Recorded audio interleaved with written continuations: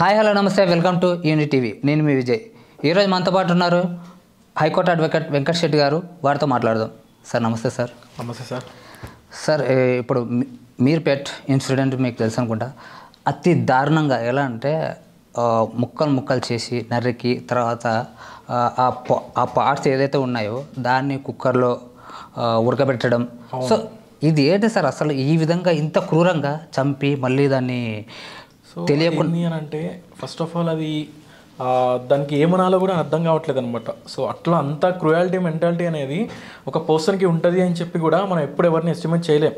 Because మనం చాలామందిని రోడ్ల మీద కానీ లేకపోతే మన సర్కిల్లో కానీ సైకో వాళ్ళని చూసుంటాం, సాడిస్ట్ వాళ్ళని చూసుంటాం, కానీ ఈ రేంజ్లో సైకోయిజం అనేది ఎవరు చూసుంటారు.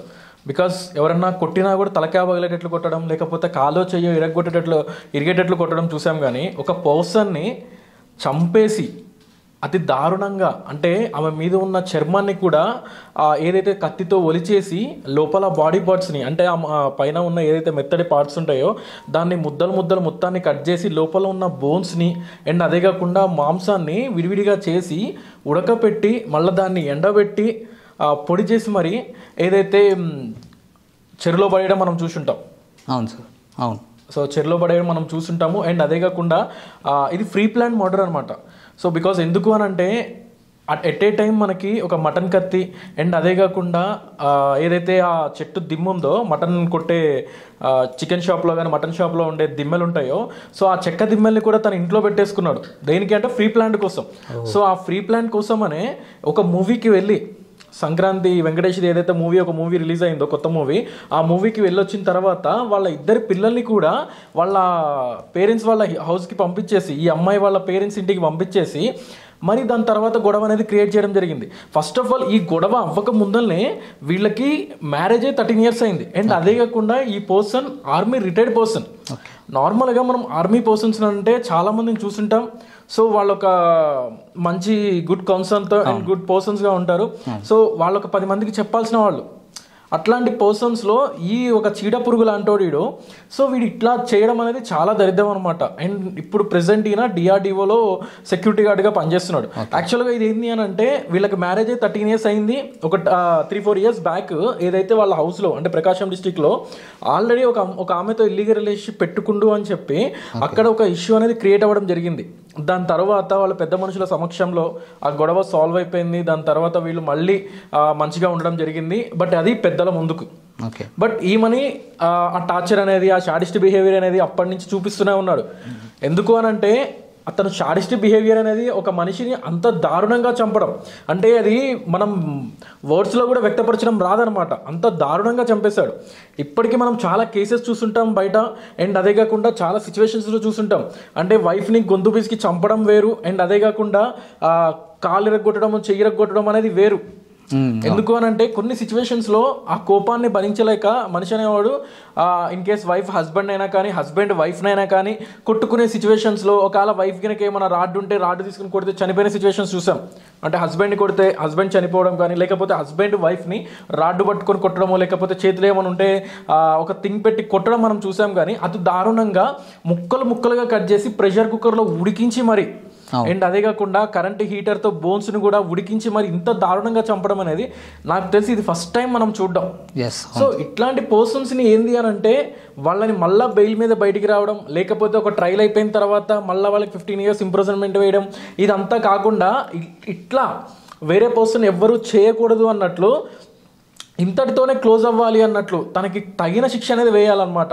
అంటే లైఫ్ టైం ఇంప్రిజన్మెంట్ వేయడం కూడా కష్టమే. ఇట్లాంటి పర్సన్స్కి ఎట్లా అంటే ఒక కాలో చెయ్యో ఎరగొట్టి రోడ్ల మీద కూర్చుంటే జీవితం మొత్తం వాళ్ళు అది అనుభవిస్తూనే ఉంటారనమాట. అంటే తినడానికి చేత కాదు, నడవడానికి చేత కాదు, ఏమున్నా కూర్చొనే చేయాలా, కూర్చొనే నడవాలా. ఇట్లా సిచ్యువేషన్స్ అనేది వాళ్ళకి ఫేస్ చేయనిస్తే అప్పుడు వేరే పర్సన్ ఇట్లాంటి సిచ్యువేషన్స్ అనేది చేయకుండా ఉంటాడు అనమాట.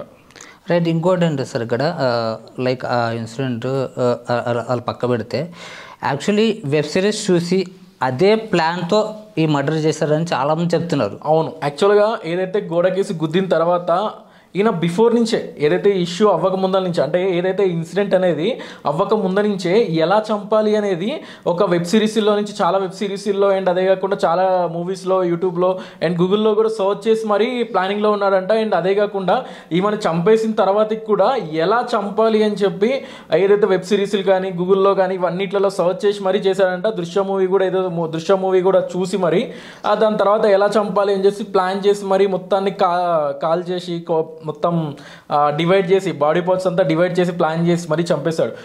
అంటే అతను ఒక ప్లానింగ్ అనేది ఎట్లా చేశాడు అని అంటే, ఒకవేళ ఇన్ కేస్ రేపు పొద్దున్న ఒక DNA రిపోర్ట్ చేసినా ఏమన్నా ఎవిడెన్స్లో ఏమన్నా గ్యాదర్ చేస్తారేమో అని చెప్పి ఎవ్రీథింగ్ అనేది ఇంట్లో ఎవ్రీథింగ్ బ్లడ్ మార్క్స్ ఉన్నా కానీ ఎవ్రీథింగ్ ఎట్లాంటి ఎవిడెన్స్ లేకుండా ఒక క్రియేట్ చేసుకున్నాడు అనమాట. యాక్చువల్గా ఇది కూడా వీళ్ళకి ఎలా తెలిసిందంటే, పోలీస్ డిపార్ట్మెంట్ వాళ్ళకి ఎలా తెలిసింది అని అంటే, ఫస్ట్ ఆఫ్ ఆల్ వీళ్ళు ఏం చేశారంటే ఈ ఇష్యూ ఆమెను ఏదైతే చంపేసిన తర్వాత గురుమూర్తి వాళ్ళ పేరెంట్స్కి ఫోన్ చేసి, అంటే మాధురి వాళ్ళ పేరెంట్స్, మాధురి ఎవరు అని అంటే చనిపోయిన పర్సన్, గురుమూర్తి ఎవరైతే చంపాడో తను ఆ పర్సన్. సో ఈ గురుమూర్తి వాళ్ళ పేరెంట్స్కి కాల్ చేసి, మీ అమ్మాయి గొడవ పెట్టుకొని ఇంట్లో నుంచి బయటకు వెళ్ళిపోయింది, ఎక్కడ ఉంది, ఇంతవరకు ఇంటికి రాలేదు, మీకు ఏమైనా కాల్ చేసిందా అని చెప్పి హడావుడిగా అంటే భయపడుతున్నట్లు యాక్షన్ చేస్తూ వాళ్ళతో మాట్లాడడం జరిగింది. దాని తర్వాత వాళ్ళకు 2 days తర్వాత కూడా ఇంటికి రాకపోవడంతో వాళ్ళ పేరెంట్స్ ఇక్కడికి వచ్చిన తర్వాత మీర్పేట్ పిఎస్కి వెళ్ళి మిస్సింగ్ కంప్లైంట్ అనేది రైజ్ చేయడం జరిగింది. సో ఈ మిస్సింగ్ కంప్లైంట్ ఇచ్చేటప్పుడు కూడా ఈ పర్సన్ గురుమూర్తి అనే పర్సన్ అక్కడికి వెళ్ళాడు. బికాజ్ ఎందుకు అని అంటే అంటే ఒక్కళ్ళు ఏమనుకుంటారు అని అంటే, అన్నోన్ పర్సన్స్ ఎవరైతే ఈ పర్సన్స్ క్యారెక్టర్ తెలియని వాళ్ళు ఏమనుకుంటారు అని అంటే, అరే ఆర్మీ పర్సన్ కదా, ఇట్లా మంచి పర్సన్, గుడ్ పర్సన్ అనుకుంటారు ఎవరైనా. ఎందుకనంటే వాళ్ళు దేశాని కోసం పోరాడే వ్యక్తులు వాళ్ళు. సో ఆబ్వియస్లీ వాళ్ళు మంచి అనుకుంటారు. సో అందరూ మంచివాళ్ళే, ఇట్లాంటి వాడు ఎవడో ఒకడు ఉన్నాడు అంతే. సో మనం అది చూసుకుంటే ఏదైతే ఆ సిచ్యువేషన్ చూసిన తర్వాత వాళ్ళు ఇక్కడికి రావడం, పోలీస్ వాళ్ళు ఇన్వెస్టిగేషన్ పర్పస్గా ఇక్కడికి రావడం, ఏదైతే వీళ్ళ హౌస్ దగ్గరికి రావడం, దాని తర్వాత ఈయనని ఇన్వెస్టిగేషన్ చేసిన ప్రాసెస్లో కానీ అండ్ అదే కాకుండా వాళ్ళ పక్కన ఇన్వెస్టిగేషన్ ప్రాసెస్లో కానీ, అంటే వీళ్ళ ఇంటి పక్కన వాళ్ళని కూడా వెళ్ళి అడగడం జరిగిందంట. అక్కడికి వెళ్ళినప్పుడు వాళ్ళు ఆల్రెడీ ఏదైతే ఆ మూమెంట్లో వాళ్ళ ఇంటి దగ్గర నుంచి ఒక ఫౌల్ స్మెల్, అంటే ఒక బ్యాడ్ స్మెల్ అనేది వాళ్ళ ఇంటి దగ్గర నుంచి రావడం జరిగిందని చెప్పి చాలామంది వెళ్ళి అడిగితే, కుక్క చనిపోయింది, మా కుక్క చనిపోయింది, నేను చూసుకోవడం లేట్ అయిపోయింది, సో అదే స్మెల్ వస్తుంది, గలీ స్మెల్ వస్తుంది అని చెప్పారంట. దాని తర్వాత కూడా నెక్స్ట్ డే కూడా చాలా బీభత్సమైన ప్రెషర్ కుక్కర్ సౌండ్లు అనేది వినపడడం జరిగింది. సో అట్లాంటి సిచ్యువేషన్స్లో ఎవరైనా ఒకసారి చేసుకుంటారు, 2 సార్లు చేసుకుంటారు, కానీ డేలో ఒక 3-4 times అండ్ అలా 2 days చేస్తుంటే వాళ్ళకు కూడా డౌట్ వచ్చిందంట. బట్ ఎవరు కానేంది అని అంటే ఎవరు అడగలేకపోయారు. సో ఆ బ్యాడ్ స్మెల్ అనేది ఈ సిచ్యువేషన్ అంతా అయిన తర్వాత వాళ్ళకు కూడా ఒక డౌట్ రావడం జరిగింది. అదే ప్రాసెస్ అనేది వీళ్ళకి చెప్పారు. పోలీస్ వాళ్ళకి చెప్పిన తర్వాత ఏదైతే ఇన్ని పోలీస్ స్టేషన్లో ఇన్వెస్టిగేషన్ చేసిన సిచ్యువేషన్స్లో, అవును నేను చంపేశాను, ఇట్లా చంపాను నేను, సో మీకు ఎవిడెన్స్ లేదు కదా అని చెప్పి ఇట్లా అడగడం జరిగింది. సో అక్కడ ఏదైతే ఆ మిస్సింగ్ కంప్లైంట్లో కూడా ఈయన బయటపడడానికి ఒక ఎవిడెన్స్ కూడా ఏమంటే, ఏదైతే ఈ మాధురి ఇంట్లోకి వెళ్ళింది అనేది అయితే రిపోర్ట్ ఉంది, అంటే ఒక సీసీ కెమెరా ఫుటేజ్ ఉంది. సో ఆ ఇంట్లో నుంచి బయటకు వచ్చిన ఫుటేజ్ లేదు. అండ్ అదే కాకుండా ఇప్పుడు ఈ పర్సన్ 2 బకెట్లతో పెద్ద బకెట్లతో బండి మీద తీసుకువెళ్తున్న దృశ్యాలు కూడా CCTV ఫుటేజ్ ఉంది. బట్ ఆ పర్సన్ అనేది లేదు, మాధురి అనేది లేదు. సో వాళ్ళకి అప్పుడు అర్థమైపోయింది. సో ఏదో ఒక సీన్ అనేది క్రియేట్ చేసి ఏదో తినే చేసుంటాడు అని చెప్పి ఒక డౌట్ రావడంతో తిన్ని ప్రాపర్ ఇన్వెస్టిగేషన్ చేసిన సిచ్యువేషన్స్లో సో మొత్తం స్టోరీ అంతా చెప్పాడు. అండ్ ఈ స్టోరీ చెప్తున్నప్పుడు కూడా తను ఎలా అంటే ఓవర్ యాటిట్యూడ్ అనమాట, నేను ఆల్రెడీ చంపేశాను, మీకు ఎవిడెన్స్ ఏం లేదు, నన్ను ఏం చేసుకుంటారు. సో చట్టం అంతా పిచ్చిది కాదు. సో మనకి లాలో ఎట్లా అంటే, లానే కాదు ఈవెన్ పోలీస్ వాళ్ళైనా కానీ, అక్కడ ఉన్న టెక్నికల్ డిపార్ట్మెంట్ అయినా కానీ, అంటే ఏదైతే DNA రిపోర్ట్ ఉంది, FSL రిపోర్ట్ ఉంది, టెక్నికల్ అంటే ఏదైతే పోలీస్ డిపార్ట్మెంట్ అనేది మనకు బయటికి ఇలా కనపడుతుంది, కానీ ఏదైతే 3 సింహాలు అంటాం కదా, ఆ 3 సింహాలు వీళ్ళే ఉంటారు అనుకుంటారు. బట్ ఒక ప్రాపర్ ఇన్వెస్టిగేషన్ చేయడానికి పైనుంచి చాలా బృందాలు అనేవి సపరేట్ డిపార్ట్మెంట్స్ అనేవి ఉన్నాయన్నమాట.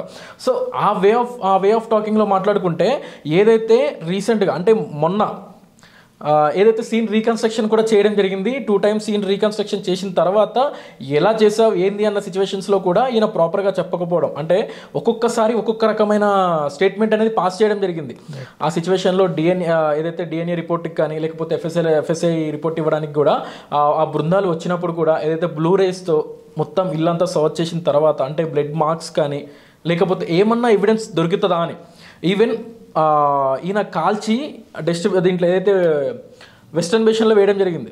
ఎస్ అవును. సో ఆ సెప్టిక్ ట్యాంక్ దాంట్లో నుంచి కూడా వాళ్ళు ఏమన్నా ఎవిడెన్స్ దొరుకుతుందేమో అని చెప్పి దాంట్లో కూడా ట్రై చేయడం జరిగింది. అండ్ ఇప్పుడు ఏదైతే ఆ చెరువులో వేశారన్నాం కదా, మీర్పేట్ లేక్లో వేశారన్నారు కదా, సో ఆ మీర్పేట్ లేక్లో వేశారా అనా లేదా అనేది కూడా డౌటే. బికాజ్ ఎందుకు అని అంటే ఇన్ కేస్ ఆల్రెడీ దాంట్లో కూడా సర్చ్ చేయడం జరుగుతుంది, ఏమన్నా ఎవిడెన్స్ దొరుకుతుందా అని చెప్పి. ఏదైతే ఈయన 2 సంచుల్లో కట్టేసి దాంట్లో పోసాడు అని చెప్పి ఒక న్యూస్ అనేది, ఒక స్టేట్మెంట్ అనేది బయట కూడా వైరల్ అయితేనే ఉంది. సో ప్రెజెంట్ నడిచేదంతా మీడియా ట్రయల్సే. సో మీడియా ట్రయల్స్ కంటే ముందు జ్యుడిషియరీ ట్రయల్స్ అనేది ఇంపార్టెంట్ కదా. సో ఏదైతే ఇప్పుడు బయట మనకి ఎన్ని టాక్స్ అనేది నడిచినా కూడా ఏదైతే పోలీస్ వాళ్ళు ప్రాపర్ ఇన్వెస్టిగేషన్ చేసి ఎప్పుడైతే బయట ఒక స్టేట్మెంట్ పాస్ చేస్తారో అది ఒరిజినల్ స్టేట్మెంట్గా మనం తీసుకోవాలి. సో ఇప్పుడు నడిచేది మొత్తం మీడియా ట్రయల్సే. అంటే ఏదైతే కామన్ మ్యాన్ కానీ మీడియా వాళ్ళు కానీ మనకి చెప్తుంటే అది తెలిసిందే. సో వాళ్ళు కూడా లోపల నుంచి వచ్చిన ఇన్వెస్టిగేషన్, లోపల నుంచి ఏదైతే న్యూస్ వస్తుందో ఆ న్యూస్నే మనకి రీచ్ చేస్తారు. సో వాళ్ళని కూడా అట్లని కాదు. బట్ ఏంది అని అంటే ప్రాపర్ వే ఆఫ్లో చూసుకుంటే మనం కంపల్సరీ ఒక పర్సన్ లోపల నుంచి ఒక పర్సన్ అనేది బయటికి వచ్చి ఒక స్టేట్మెంట్, అంటే లోపల నుంచి కన్సర్న్ పర్సన్ ఎవరైతే డిపార్ట్మెంట్ వాళ్ళు ఉన్నారో సో ఆ డిపార్ట్మెంట్ వాళ్ళు వచ్చి బయట ఏదైతే ఒక ఒరిజినల్గా జరిగిన న్యూస్ అనేది ఇంతవరకు దాన్ని కన్ఫర్మ్ చేయలేదు. అది కన్ఫర్మ్ చేసిన తర్వాత మనం ఇప్పటిదాకా ఏదైతే మీడియా ట్రయల్ చేసామో అది కన్ఫర్మ్, ఆ ట్రయల్ మొత్తం ఓకే అని.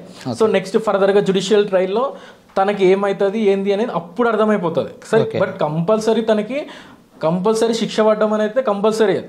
బికాజ్ ఎందుకు అని అంటే ఆల్మోస్ట్ తను చేశాడు అని చెప్పి ఒప్పేసుకున్నాడు. బట్ మనకు కావాల్సింది ఏంది? Proper evidence. సో ఆయన ప్రాపర్ ఎవిడెన్స్ లేదు కాబట్టి అంత కాన్ఫిడెంట్గా నేనే చంపేశానని చెప్పడం జరిగింది. సార్ ఇప్పుడు అతను అంత బహిర్గంగా నిజాలు ఒప్పుకున్న తర్వాత కూడా ఎందుకు అతనికి శిక్ష వేయలేకపోతున్నారు? సో ఇక్కడ శిక్ష వేయాలి అని అంటే ఫస్ట్ ఈయనకి ఏంది అని అంటే ప్రాపర్ ఎవిడెన్స్ కూడా మనం తీసుకోవాలి. సో తిని ఇప్పేసుకుంటున్నాడు. సో ఈయన స్టేట్మెంట్ అనేది మనం రికార్డ్ చేయడం జరిగింది. అండ్ అదే కాకుండా ప్రాపర్ ఎవిడెన్స్ అనేది గ్యాదర్ చేయడం కూడా ఒక legal. Okay. So legal team అనేది సపరేట్ ఉంది కాబట్టి యాజ్ ఆ లీగల్ నార్మ్స్ ప్రకారం కంపల్సరీ ఫాలో అయిపోతారు.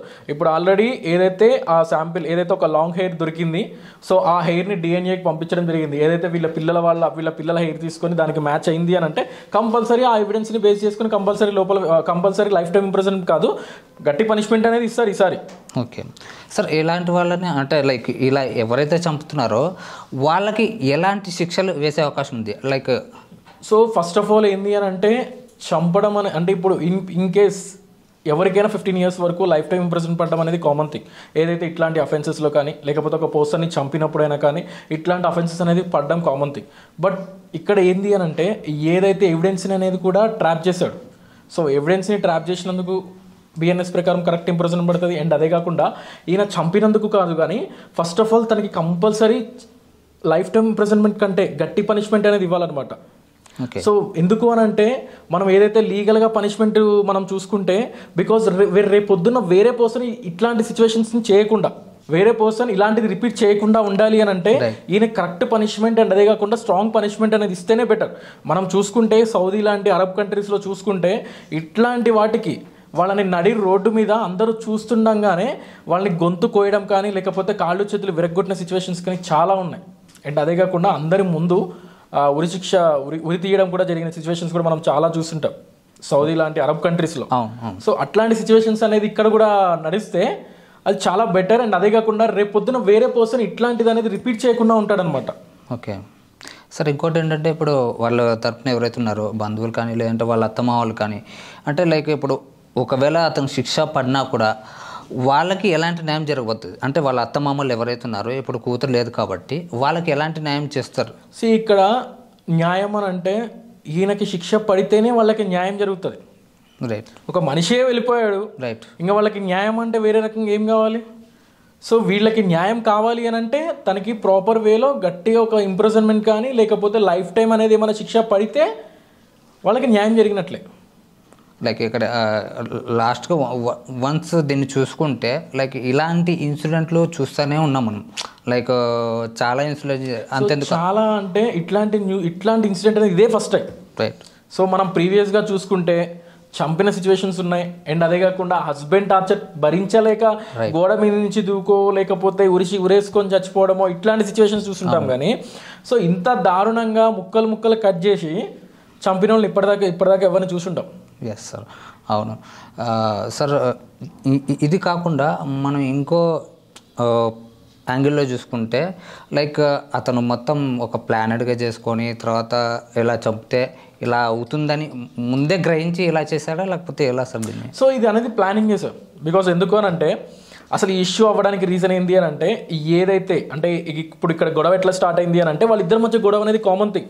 బట్ ఈ గొడవ అనేది గొడవ అవ్వకముందు ఏంటి అని అంటే తన మొబైల్లో వేరే గర్ల్స్తో దిగిన ఫొటోస్ అనేది ఉందన్నమాట. సో అక్కడ ఇంకా ఇంకా గొడవ అనేది రెచ్చిపోయింది. సో ఆ సిచ్యువేషన్స్లో ఈయన గోడకేసి గుద్దడం, సో ఇట్లాంటివైనా నార్మల్గా ఒక పర్సన్ ఒకవేళ తప్పు కవర్ చేసుకొని ఇంకో తప్పు చేస్తామంటాం కదా. సో ఆ వేలో అయితే ఇంత దారుణంగా నరికి చంపేసాడు. ఉరేసి చాలా చూసుంటాం మనం, ఉరేసి ఆమెనే ఉరేసుకుంది అని చెప్పి దాని తర్వాత ఏమైనా ఇన్వెస్టిగేషన్ ప్రాసెస్లో హస్బెండే చంపేసి ఉరేసుకున్నట్లు ప్లాన్ చేశారు ఇట్లా అని చెప్పి ఒక న్యూస్ అనేది వచ్చిన కేసెస్ కూడా చాలా ఉంటాయి మనకి, మనం చూసుంటాం చాలా కేసెస్ కూడా. బట్ ఇక్కడ ఏంది అని అంటే ఇది డిఫరెంట్, ఇది కంప్లీట్ డిఫరెంట్. నాకు తెలిసి ప్రపంచంలో ఫస్ట్ కేసు ఇదే. నాకు తెలిసి ఇంత దారుణంగా చంపింది అని అంటే ఫస్ట్ కేసు ఇదే అయ్యి ఉండాలి. రైట్. మనం ఎగ్జాంపుల్ చూసుకుంటే సార్ మన భార్గవ్, యాక్చువల్లీ మీకు కూడా తెలుసు యూట్యూబర్ భార్గవ్. సో అతనికి లైఫ్ టైం జస్ట్ ఒక ఎవరైతే ఉన్నారో విక్టిమ్ ఎవరైతే ఉన్నారో సో వాళ్ళు ఇప్పటికి అంటే 2021లో కేసు పెడితే 2021లో కేసు వేసుకుంటే సో ఇప్పుడు అనేది రీసెంట్ గా అనేది తనకి లైఫ్ టైం ప్రిజన్ పడింది. బట్ అది డిఫరెంట్, ఇది డిఫరెంట్ సినారియో అనమాట. అది ఏదైతే ఒక పోక్సో యాక్ట్ కింద తనకి లైఫ్ టైం ప్రిజన్ పడింది. సో ఇక్కడ ఏంది అని అంటే కాంపౌండబుల్, నాన్ కాంపౌండబుల్ అఫెన్సెస్ అని చెప్పి లీగల్లో డివైడ్ చేసి ఉన్నాయి. సో దేనికి ఎంత ఇంప్రెషన్ పడుతుంది, ఎట్లా లైఫ్ టైం ఇంప్రెషన్ పడ్డ కేసెస్ సపరేట్ ఉంటాయి అండ్ అదే కాకుండా బిలో 7 years కేసెస్ అని సపరేట్ ఉంటాయి. ఓకే. సో దాన్ని బేస్ చేసుకొని వాళ్ళకి ఇంప్రెజన్మెంట్ అనేది వేయడం జరుగుతుంది. సో యాక్చువల్గా ఏంది అని అంటే మనం ఏదైతే భార్గవ్ కేసులో మాట్లాడుకుంటే మనం నార్మల్గా ఆ కేసెస్ అనేది కామన్. ఇప్పుడు 498 కేసెస్ ఎట్లా కామన్ అయిపోయినాయో సో రేప్ కేసెస్ అనేది కామన్. ఓకే. బట్ ఇక్కడ ఎలా దొరికాడు అని అంటే ఏదైతే potential test and DNA test ఇవన్నీ చేస్తారనమాట. ఆ సిచ్యువేషన్స్లో వీళ్ళిద్దరు కలిసారా రైట్ అనేది కూడా బయటకు వస్తుంది.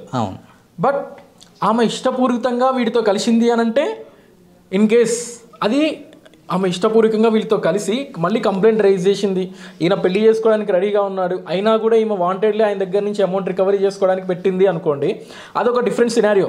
బట్ ఇక్కడ ఏంది అని అంటే బిలో 18 years ఉంది ఆమెకి. ఇన్ కేస్ ఆమెకి బిలో 18 years ఉండి ఆమె గినక ఆమె ఇష్టపూరితంగా వీళ్ళతో కలిసినా కూడా అది పోక్సో యాక్ట్ కింద ఈయనకి లైఫ్ టైం ఇంప్రెషన్ పడుతుంది కంపల్సరీ. సో అది ఈయనకనే కాదు ఎవరికైనా లైఫ్ టైం ఇంప్రెషన్ పడుతుంది.